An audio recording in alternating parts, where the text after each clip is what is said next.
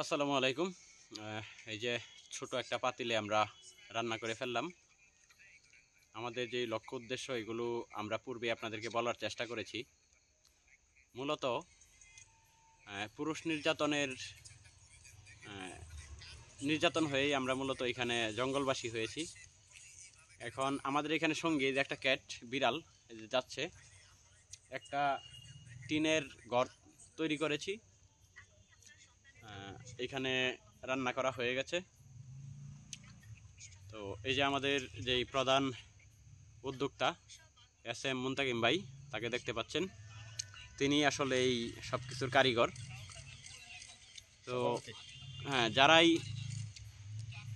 সারা বাংলাদেশ থেকে এরকম স্ত্রী কর্তৃক পুরুষ নির্যাতনে শিকার হয়েছেন, তারা এখানে আসতে পারেন। আমাদের এখানে কিছু নীতিমালা আছে, সেই নীতিমালাগুলো অনুসরণ করতে হবে, তারপরে আপনি এখানে যুক্ত হতে পারবেন।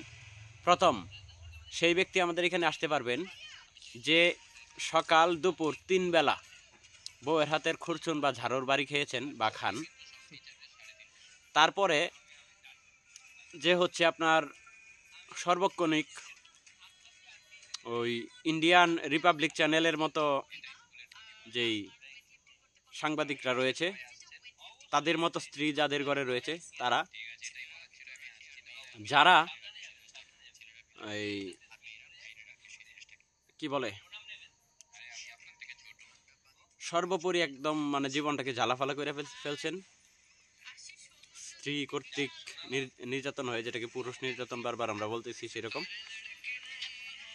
তো এইখানে আসার পরে যে বিষয়গুলো আপনার অনুসরণ করতে হবে, প্রোটিনযুক্ত খাবার খাওয়া যাবে না, সবসময় সবজি জাতীয় খাবার খেতে হবে। কারণ এই প্রোটিনযুক্ত যেই খাবার আছে সেগুলোর মাধ্যমে সেইগুলো গ্রহণ করলে হয়তো বা বাসার কথা মনে পড়ে যেতে পারে। কারণ এর আগে এই যে মালটা দেখেন ভাই, এই একটু চেহারা দেখেন তো, দেখা যায় না তো ভাই, আমি অন্ধকার। এই যে মালটা, এটা কিন্তু এই 1 গোরান দিয়ে আসছে, মানে ও কালকে আমাদের এখান থেকে পলায় যায় হচ্ছে যে গরুর মাংস খেয়ে ফেলছিল, তারপরে বাসাতে 1 টিপ দিয়ে আসছে, ঠিক আছে। এরপরে আর 1 টিপের জন্য প্রস্তুত, ওই যে আরেকটা মাল, ভাই একটু চেহারাটা দেখেন, ওই মালটাও আজকে টিপ দেওয়ার জন্য প্রস্তুত। অতএব এইরকম যারা ওই যে সপ্তাহে 3 দিন টিপ দিবেন, তারা আমাদের এই সংগঠনে আসতে পারবেন না, ঠিক আছে।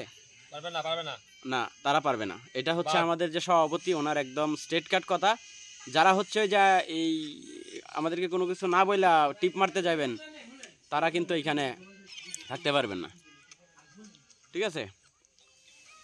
তো আমরা এখানে 4 জন হয়েছি, আরও যারা আছেন তারা আমাদের সাথে এসে যুক্ত হতে পারেন।